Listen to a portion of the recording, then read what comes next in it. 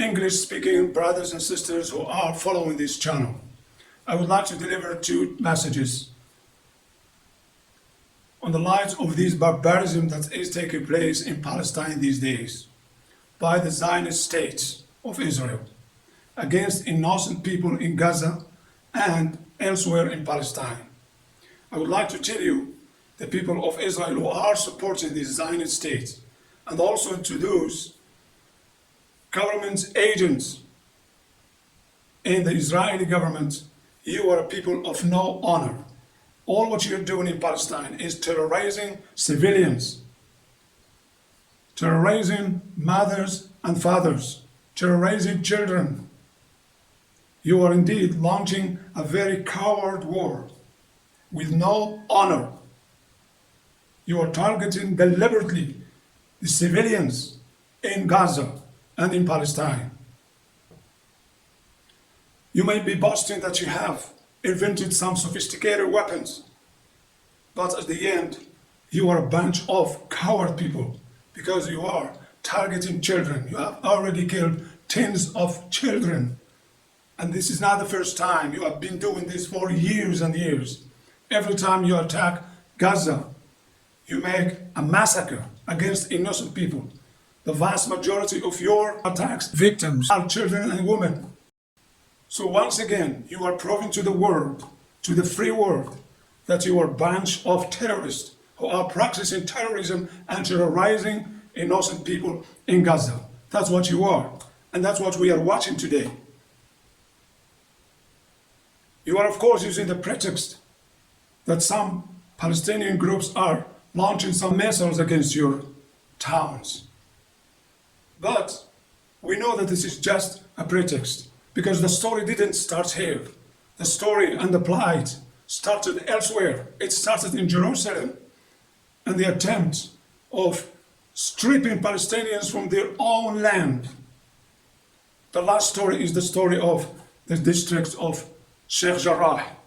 You are supporting and backing those settlers who are claiming the ownership of these districts, while we all know that this is not true. Hundreds of years ago, a Palestinian writer who lived more than 560 years ago wrote a book called Tendencies, the Great Tendencies in the History of Jerusalem and Jalil.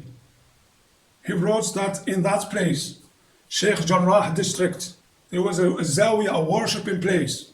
In that place, a well-established Zawiya, very known and very famous, with its waqf and its functions. And the whole district was in the ownership of the Jarrah family. This was more than 500 years ago. He stated that in his book. And now, of course, there are so many documents that prove this in the hands of the Jordanian government and the Turkish government. You are always using this pretext in order to destroy the Palestinian houses. We know your plan. You have already disclosed it. Your plan is to make the whole Palestine a Jewish state. And you are indeed trying to cover all facts, all historic facts, in order to reach this goal, this evil goal. You are destroying historical sites, worshipping places, Islamic sites. Thousands of them have been already destroyed in order to establish your Jewish mythology in the place. So you are people of no honor. You are just occupiers. No matter what you do, you are invaders. You have invaded this land. You have invaded this sacred land. You came from all kinds of countries. You came from 102 countries to Palestine.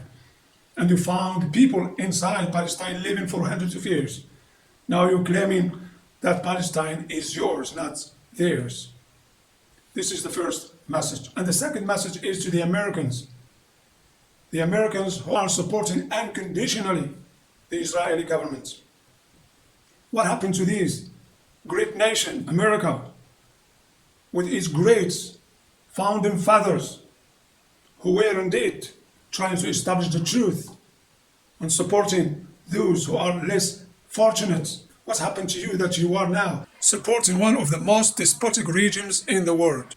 one of the lowest states in the world, a terrorist state, a state terrorism. Why are you supporting Israel in all what it's doing? I'm speaking to you Americans who participate in elections in order to elect your presidents. But your presidents are not totally free. They are tamed by those Jewish and Zionist lobbyists in order to support Israel no matter what it does, no matter what it did. Is this consistent with what these founding fathers haven't been established in America? You're supposed to be supporting the less fortunate, those who are wrongs in the world. What we see today is that you're supporting a state that is practicing terrorism on land, ripping Palestinians from their farms, from their houses, from their nation, from their territory. And you watch every day, thousands of olive trees are being scrapped and uprooted, and hundreds of Palestinian houses are being demolished. And you know that the state of Israel makes it almost impossible for any Palestinian to have a building permit. So when they are forced to build their houses, their necessary houses, they come with caterpillar bulldozers in order to demolish them. This is taking place for decades, and you are motionless except some free people around you.